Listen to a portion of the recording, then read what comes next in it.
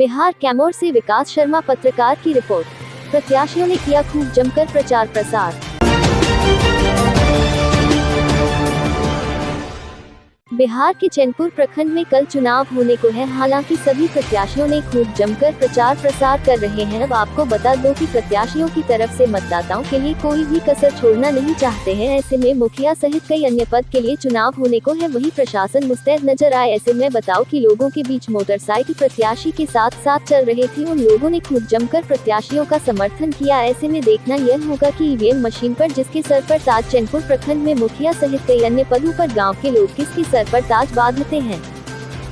मेरा नाम प्रभु नारायण सिंह, मैं ग्राम पंचायत के मधुरना का मुखिया हूँ और इसके साथ मैं पुनः प्रत्याशी फिर हूँ और मैं चुनाव मैदान में आया हूँ और जनता का प्रेम व्यवहार, माता बहनों का इतना पर प्रेम व्यवहार मिल रहा है कि इतना हम सोचे भी नहीं थे कि जितना हमको आज प्रेम व्यवहार मिलेगा। जनता के बीच मुद्दा इस बार चुनाव का क्या है? अगला बार जनता के बीच विकास का मुद्दा था, प्रेम व्यवहार का मुद्दा था। फिर इस बार विकास का मुद्दा है।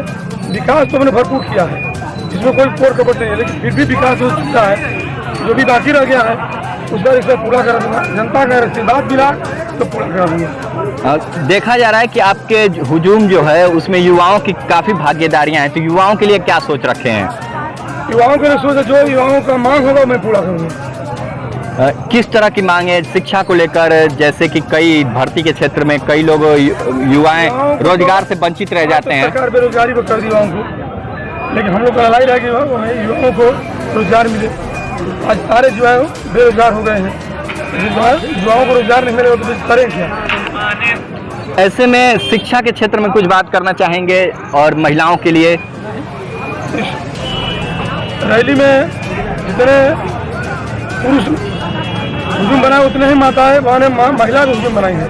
इससे महिला कहीं कम नहीं है। जितने ही लोग उससे कहीं बढ़ चढ़ के महिला भी भाग ली है।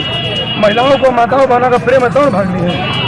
महिलाओं से पूछिए इतनी लंबी महिलाओं को कतार के आदमी से कहीं कम नहीं है। और विकास के मुद्दा में इस बार हमारा सिंचाई का मुद्दा मुख्य रहेगा। रोड तो हमने बहुत काफ़ी बनवा दिया है, रोड सुविधा इस बार बन जाएगा, लेकिन सिंचाई का मुद्दा रहेगा कि सिंचाई में कहीं कहीं नाला वाला काम है। और इस बार हम अपने दिमाग से और व्यवहार से सिंचाई का नालों को जितना जाम है उसको मैं साफ कराऊंगा और पक्का का नाला बनवाऊंगा जी सिंचाई का व्यवस्था होता रहे। आज शाम 5 बजे से चुनाव प्रचार थम जाएगा चैनपुर प्रखंड में, तो जिस तरह से देखा जाए कैसे चुनाव प्रचार की तैयारियां और किस तरह से जनता के बीच, और ऐसे में क्या देखा जा रहा है कि आप एक कैडर होते हुए एक आप साधु भी हैं, उसकी साथ साथ क्या कहना चाहेंगे मतदाताओं को? अपने मतदाताओं को अपील करेंगे अब 5 बजे तक चुनाव प्रचार होगा। 5 बजे तक प्रचार नहीं होगा और माता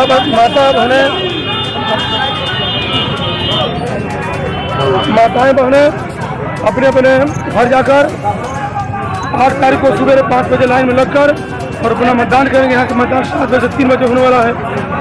जो भी माताएं बहनें 3 बजे खत्म लोग अपना वोट देंगी।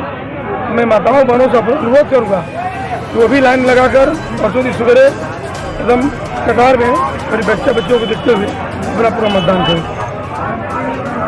ठीक, धन्यवाद। मेरा घर मधुना पड़ेगा। मैं मधुना पंचायत से सरपंच प्रत्याशी के रूप में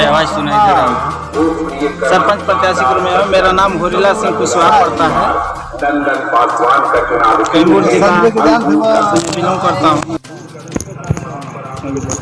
ऐसे में क्या कहना चाहेंगे? सरपंच पद के आप प्रत्याशी हैं। सरपंच पद सर एक न्यायिक पद है और न्यायिक पद पे पढ़े लिखे लोगों की आवश्यकता होती है और इस पद पे हम लोग 15 वर्षों से लगातार अशिक्षित लोग आते हैं, क्योंकि न्यायिक के पद पे, न्यायाधीश के पद पे अशिक्षित लोग नहीं दे सकते हैं। ये लोग किसी के कहने पर न्याय के जजमेंट को देते हैं, जबकि ऐसा नहीं होता। ऐसे में देखा जाता है कि जिस तरह से लोग न्याय नहीं मिल पाता है, परेशान लोग रहते हैं, उन लोगों को यदि आप सरपंच बनते हैं तो सबसे पहले आपका प्राथमिकता क्या होगा? सबसे पहले मेरा प्राथमिकता होगी कि वैसे लोगों को मैं न्याय दिलाऊंगा। जो लोग अन्याय से पीड़ित हैं उन लोगों को हम लोग हक और अधिकार देंगे, दिलाने का काम करते हैं। हम लोग शिक्षा, रोजगार, स्वास्थ्य हम लोग की पहला मुद्दा होगा। ये देखने को मिलता है कि कभी कभी बहन बेटियां न्याय नहीं मिलता है और अपने को मतलब कि वो हार मान जाती हैं। तो इन चीज़ों से कैसे आप मतलब उन लोगों को निजात दिला पाएंगे? आज जो हमारे समाज में कुरीतियाँ फैली हुई हैं, मैं इसे देखता हूँ कि महिलाओं को लेकर असुरक्षित प्रवृत्ति ज़्यादा है। सारी महिलाएं सुरक्षित नहीं हैं। इन महिलाओं को सुरक्षित रखने के लिए इस न्यायिक पद पर मैं जैसे नियुक्त होता हूँ उस कुरीतियों को दूर करूँगा। सरपंच साहब, जिस तरह से देखा जाए गांव में छोटे छोटे त्रुटियों को आपको देखना होता है, जिससे बकरी का झगड़ा हुआ है, पारिवारिक मैटर आ गया, और से उस जगह पर पारिवारिक मैटर जिस जगह पर आ जाए उस तरह के आप लोग क्या करिएगा? पारिवारिक मैटर आएगा तो सर वहाँ पे भी कुछ पॉइंट होता है, उस पॉइंट को हम लोग देखेंगे कि न्याय किसके साथ, न्याय अन्याय क्या है, और यदि मेरा भाई ही क्यों ना हो, मेरे पिता ही क्यों ना हो, यदि अन्याय क्या हो तो उसे सजा मिलनी चाहिए। ठीक है। मैं विजय कुमार पासवान। विजय जी, चुनाव की तैयारियां किस तरह से? चुनाव की तैयारी है, हमने 5 साल बहुत अथक प्रयास कर जनता के बीच में जन जन तक जाकर बहुत वृद्धा पेंशन, इंदिरा आवास, चाहे किसी के दुख सुख में जाकर हमने बहुत मेहनत किया है। इसीलिए हम जनता से एक बार मांग रहे हैं कि हमको वोट दीजिए और हमको मुखिया बनाइए। इसी तरह सेवा करेंगे, दुख सुख में आटेंगे। शिक्षा के क्षेत्र में किस तरह से काम करेंगे अपने पंचायत के लिए? में जो भी गरीब गुरबा लोग होते हैं उनका बच्चे उनका हम साथ देते हैं और अथक प्रयास रहता है। खेल का क्षेत्र हो गया, चाहे किसी का किताब नहीं है, चाहे किसी का फीस बाकी है, तो हमने अपने हाथों से पैसा देकर उनको पढ़ाई लिखाई के लिए आगे बढ़ाते हैं और आगे बढ़ाते रहेंगे। ये हमारे बड़े भाई हैं, है ना, गार्जियन स्वरूप है। पासवान जी, आपका कितने गांव का वो है जी? तो राजस्व कितने गांव की है? 17 गांव है। 17 गांव की राजस्व है आपके। 17 गांव पंचायत में, जिसमें जंगली एरिया भी है। जी जी। जिस दौरान पहाड़ी क्षेत्र में मेडिकल की सुविधा नहीं है और उपचार केंद्र की व्यवस्था नहीं है, उस दौरान आप क्या करिएगा मुखिया बनने पर? अभी मुखिया बनेंगे तो यहाँ जिला में, प्रखंड में मुद्दा रखेंगे। अगर हमारा अथक प्रयास रहेगा कि आगे चलकर यहाँ हम विधि व्यवस्था, मेडिकल का, शिक्षा का विधि व्यवस्था करेंगे और हम भी जो हमारा कमाई होगा उसका स्वास्थ्य का यहाँ अपने कमाई में से वहाँ विधि व्यवस्था बनाकर शिक्षा का व्यवस्था करेंगे। मुखिया जी, आपके पंचायत में नरेगा का काम कितने प्रतिशत किया गया है? नरेगा का काम किया गया है, मगर घास छील कर पैसा निकाल लिया गया है। और मुखिया जी, आपके पंचायत में पैक्स के द्वारा कितने लोगों की धान की खरीदारी की जाती है? अब तो अभी तो धान की खरीदारी नहीं हुई है ना, इससे पहले धान की खरीदारी हुआ था।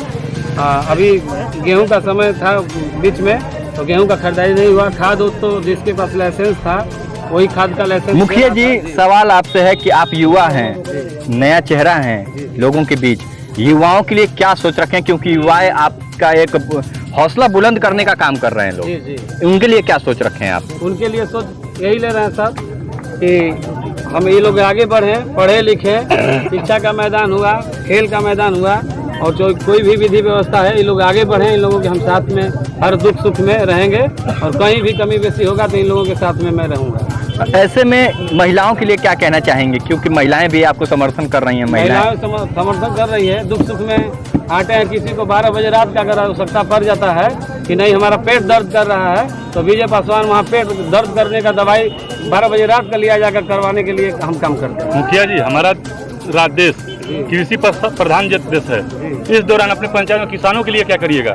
किसानों के लिए हम तो पैक्स अध्यक्ष नहीं हैं, किसानों का काम तो पैक्स अध्यक्ष ही कर सकते हैं। ये मुद्दा रख सकते हैं कि नहीं, आप धान का समय आ रहा है, धान का खरीदारी आप कीजिए, उस पर हम कड़ाई नजर रखेंगे और चाहेंगे कि हर आदमी का धान खरीदारी हो। मुखिया जी, चुनाव प्रचार आज शाम 5 बजे से थम जाना है जी। ऐसे में मतदाताओं से आप क्या अपील करना चाहते हैं? अभी तो हम लोग करीब 4 बजे होने वाला है।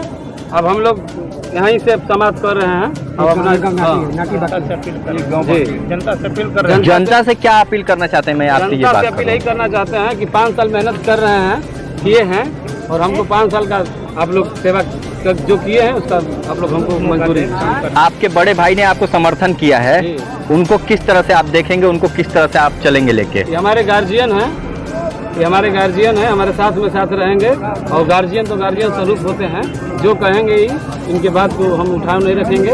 इनका हर बार हम स्वीकार करेंगे। अब अपना परिचय बता दें। मेरा नाम हुआ रामचंद्र भारती, घर हुआ खराटी, पोस्ट कुड्डी, पंचायत कुड्डी, मेरा प्रखंड हुआ अस्थाई चांद। मैं चुनाव लड़ रहा हूँ चैनपुर बागदू। पार्षद जी, चुनाव की तैयारियां किस तरह से आज? चुनाव की तैयारियां मैं जनता से अपील कर रहा हूँ कि आप हमको मौका दीजिए। मौका देने के बाद हमको अपना सेवक बनाइए। हमारा राजनीतिक सामाजिक अनुभव है 27-28 साल का, मेरा उम्र है 51 साल। इसीलिए जनता से मौका मांग रहा हूँ कि भाई मौका दीजिए। हम तो सामाजिक कार्यकर्ता हैं, सामाजिक का काम सामाजिक काम करते हैं। चुनाव के बीच मुद्दा क्या रहेगा जनता से वोट मांगने का, क्योंकि आज शाम 5 बजे से चुनाव प्रचार थम जाना है? मेरा मुद्दा यही है कि आप हमें मौका दीजिए, अपना सेवक बनाइए। चाहे जन वितरण का मामला हो, चाहे शिक्षा का मामला है, चाहे स्वास्थ्य का मामला हो, सड़क का मामला, यही मेरा मुद्दा है। पार्षद जी, जिस तरह है भागदौड़ जंगली एरिया है, पहाड़ी एरिया भी है, यहाँ के लोगों को देखा जाता है हमेशा दवा के लिए या कई मरीज हो जाते हैं तो खाट से पहाड़ से नीचे लाना पड़ता है। इस दौरान आप स्वास्थ्य का व्यवस्था करेंगे?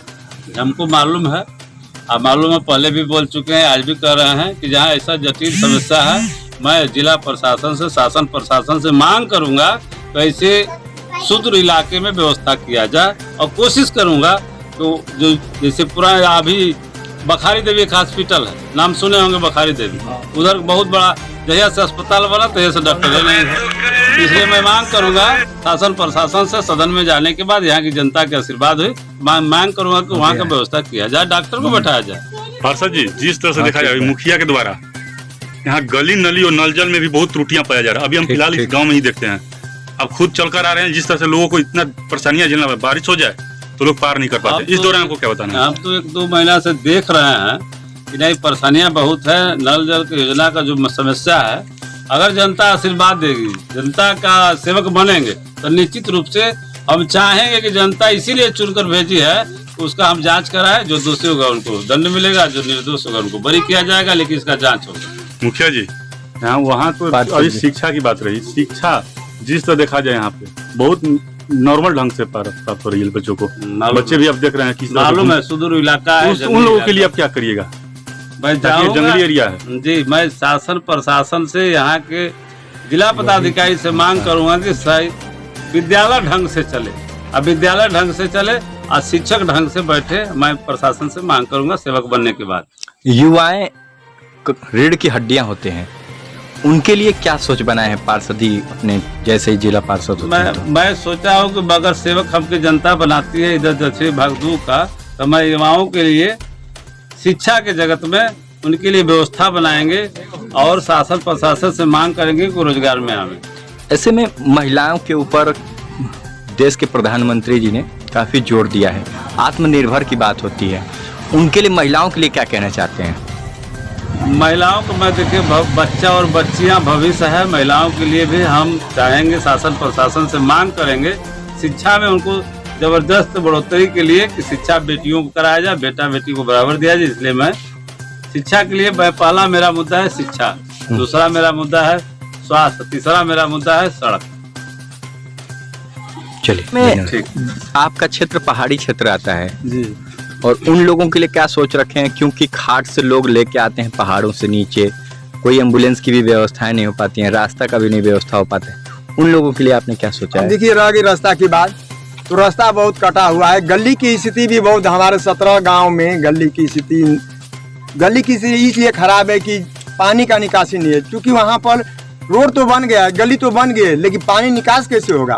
उसके लिए सर्वप्रथम पानी के रोड बनाने से पहले पानी का निकास होना चाहिए। जब तक आप निकास नहीं करें तो गली कितना ही बढ़िया बना दे, वो गली नहीं टिक पाएगी। मुखिया जी, आपके पंचायत में नरेगा का काम कितना प्रतिशत किया गया है?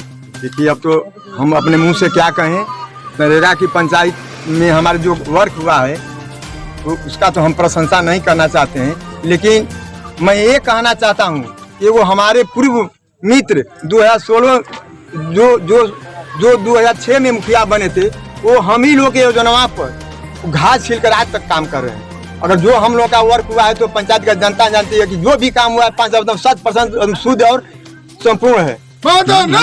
मुखिया जी आपके पंचायत जी ओडीएफ घोषित है, जी फिर भी शौचालय का निर्माण नहीं देखिए है, यहाँ- लोगों को बाहर जाना पड़ता जी, है। जी। अब सुनिए ना, अभी इसमें कारण क्या है, इसमें कहीं न कहीं से सरकार की योजनाओं की बगली किया गया है। इसी तरह ठेकेदार के द्वारा अगर इस पंचायत का अगर मुखिया अगर पूर्ण रूप से अगर वर्क करवाया होता तो सुदृढ़ रूप से वो पैखाना बना था, शौचालय बना होता। वो तो शौचालय बना दिया, ठेकेदार बना दिया। उसको ये कहा गया कि अगर आप पैखाना आपका नहीं बनेगा तो आपको राशन नहीं मिलेगा, कि राशन नहीं मिलेगा, पेंशन नहीं मिलेगा, तो लाचारी में लोग बनाया।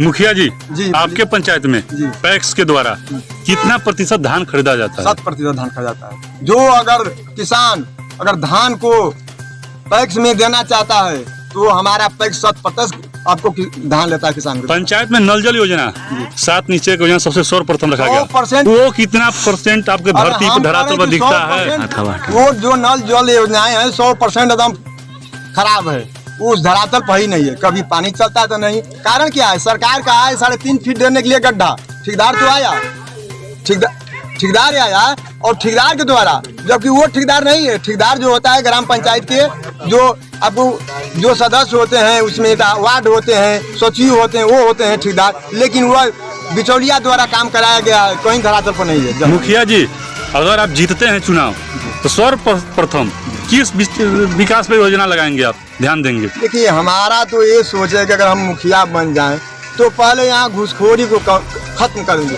क्योंकि इंदिरा आवास में 15,000 से लेकर 30,000 रुपया मिलता है, सभी हमारे पंचायत के जनता जानता है। क्या आपने जनता को ये आश्वासन देते हैं कि आपके जीतने के बाद घुसखोरी खत्म हो जाएगी? मैं कहूँ कि अगर हमको एक बार चांस मिल गया तो 5 साल में मैं